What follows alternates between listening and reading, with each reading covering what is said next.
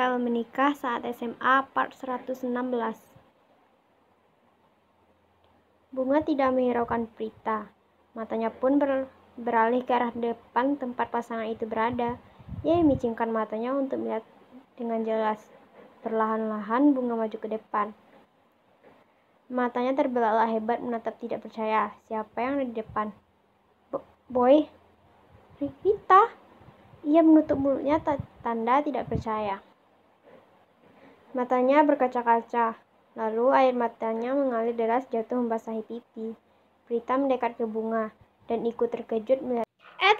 Subscribe dulu ya. Siapa yang ada di depan? Ia pun menoleh ke arah Bunga yang sudah menangis. Bu, sebaiknya ibu tenang. Ingat, ibu punya anak di kandungan. Gak boleh banyak pikiran. Ibu harus dengerin penjelasan suami ibu.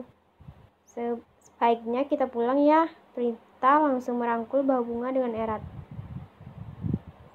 Prita, saya akan melimpahkan wewenang saya sementara kepada kamu. Saya akan pergi untuk sementara waktu. Kamu buat suratnya sendiri tanpa saya, ujar Bunga berusaha tegar. Prita jadi bingung harus berbuat apa. Baik, Bu, saya akan laksanakan. Hari ini saya akan ke bandara untuk pergi ke Balikpapan, tempat nenek saya tinggal. Tolong telepon orang saya untuk mengambil mobil milik saya. Jika mereka bertanya, bilang untuk menelpon saya. Jangan bilang Boy tentang kepergian saya. Maaf merepotkan, ujar Bunga sambil tersenyum kecil walau terpaksa. Prita jadi ikut menangis. Iya Bu, saya akan laksanakan. Mereka berdua segera pergi dari pesta besar itu. Kegembiraan semua orang menjadi tangisan bagi Bunga. Kenyataan yang tidak ia ketahui dari mulut Boy sendiri. Dirinya tak mampu berpikir jernih. Skip. Pertunangan telah selesai. Boy sudah duduk di kursi, masih berada di gedung. Boy sangat ingin pergi untuk pulang menemui istrinya. Tapi Rita masih saja mengurungnya seperti itu. Aku ingin pulang, Rita, bentaknya. Rita menyingkirkan senyumnya. Silahkan, kau bisa pulang. Aku tidak akan melarangmu lagi, tunanganku, ujarnya membuat Boy semakin kesal. Ia pun bangkit dari kursi dan pergi meninggalkan Rita. Ia berjalan dengan cepat keluar dari gedung. Setelah itu, ia memberhentikan taksi. Dirinya seperti punya firasat yang buruk tentang Bunga. Apalagi ia belum pulang terhitung 2 hari.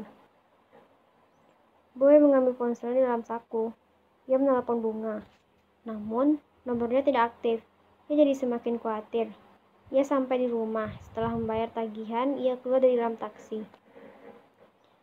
Dirinya berlari masuk dalam gerbang rumah, kemudian pintu rumah. Menerobos masuk hingga sampai di kamar milik mereka berdua. Bunga, aku pula. Tidak ada siapa-siapa. Boy bingung. Ia keluar dari kamar, kemudian mengecek semua ruangan yang ada. Kesana kemari ia mencari, namun tidak mendapatkan hasil jika Bunga ada di rumah. Ia mengambil ponselnya untuk menelpon sahabatnya, Bunga di kantor, yaitu Prita. Kenyataannya itu sudah larut malam. Boy berharap jika Prita menjawab panggilan teleponnya. Halo? Halo, Prita, ini suami Bunga. Apa dia bersamamu? No, dia tidak bersamaku. Bukankah kau suaminya? Mengapa tanya kepadaku? Aku tidak melihatnya di rumah. Aku bingung harus bertanya pada siapa tengah malam seperti ini, kecuali rekan kantornya. Jika dia tidak bersamamu, maka sesuatu telah terjadi, bukan? Kau saja yang tidak tahu, apalagi aku. Boy mengernyit dengan perkataan yang tidak biasa dari mulut Rita. Rita. Boy sangat tahu Rita adalah orang yang ramah dan sopan. Tapi saat ini, ia merasakan sesuatu yang berbeda. Benarkah kau tidak tahu? Aku rasa kau menyembunyikan sesuatu. Begitukah? Tidak. Lebih baik kau tanya saja dengan orang yang terdekat lainnya selain aku. Sambungan telepon terputus secara sepihak. Boy menghela nafas gusar. Ia berjalan untuk kembali ke kamar. Dengan gonta, ia mengempaskan diri di atas tempat tidur dengan tangan yang masih memegang ponsel. Seolah dunia berhenti berputar ketika Boy merasakan kesepian yang mendalam.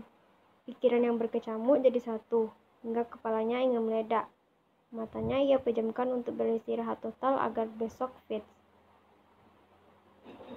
Skip. Bunga sudah sampai di depan rumah neneknya itu, dengan pakaian formal dan tas pribadi miliknya. Kakinya sudah sangat lelah ketika memakai heels yang sudah melampaui batasnya. Make-up-nya juga belum ia bersihkan dari wajah. Jam sudah menunjukkan jam 5 pagi. Dirinya tidak yakin jika orang yang ada di dalam rumah bukakan pintu untuknya. Ia pun perlahan mengetuk-ngetuk pintu. Assalamualaikum. Assalamualaikum. Dari dalam terdengar suara langkah kaki. Waalaikumsalam. Pintu terbuka memperlihatkan seorang anak remaja yang masih memakai pijamannya terkejut melihat Bunga. Ya Allah, kakak, kok kakak bisa ada di sini? Ayo masuk, ayatnya membuat Bunga tersenyum. Dia adalah adik sepupu Bunga yang tinggal bersama neneknya, dikarenakan orang tuanya sudah meninggal karena kecelakaan. Ia pun masuk ke dalam. Bunga segera duduk di sofa. Kakak akan tinggal sementara di sini. Gak merepotkan? Tanya Bunga. Ya enggak lah kak, malah Bintang senang kakak di sini. Ia senyum manis. Bintang sudah dianggap Bunga sebagai adik kandung sendiri, dan oleh sebab itu mereka sudah sangat dekat. Besok kamu sekolah. Soalnya kakak mau beli makanan dan peralatan lainnya yang kakak butuhkan. Kakak kesini mendadak, jadi gak bawa apa-apa, jelasnya. Bintang besok ujian nasional. Pulangnya juga sedikit cepat, jadi tunggu Bintang pulang aja kak. Bunga mengangguk. Ya udah kalau gitu. Oh iya, nenek mana? Tanya Bunga yang hampir saja lupa. Nenek udah tidur lagi setelah sholat subuh. Kakak langsung ke kamar aja, jawab Bintang. Bunga beranjak dari tempat untuk pergi menuju kamarnya. Rumah itu sederhana, tapi cukup besar. Kamarnya juga ada 3. Baju-baju lama Bunga juga masih ada di kamar lamanya. Bunga masuk ke dalam kamar. Ia masih ingat jelas kamar lamanya dulu. Dan itu masih sama sampai sekarang. Ia pun menaruh tas miliknya di atas nakas, kemudian mengempaskan diri di atas tempat tidur. Skip. Bunga terbangun dari tidurnya. Ia segera duduk di tepi tempat tidur sambil ngucek-ngucek matanya. Ia segera berdiri lalu berjalan untuk keluar dari kamar.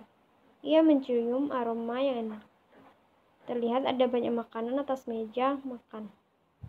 Wah, enak banget, ujarnya membuat neneknya dan Bintang keluar dari dapur. Bunga, sudah bangun? Mandi dulu baru sarapan, ucap neneknya membuat Bunga menengok. Nenek, ya nanti aku mandi. Kok banyak banget sih makanannya?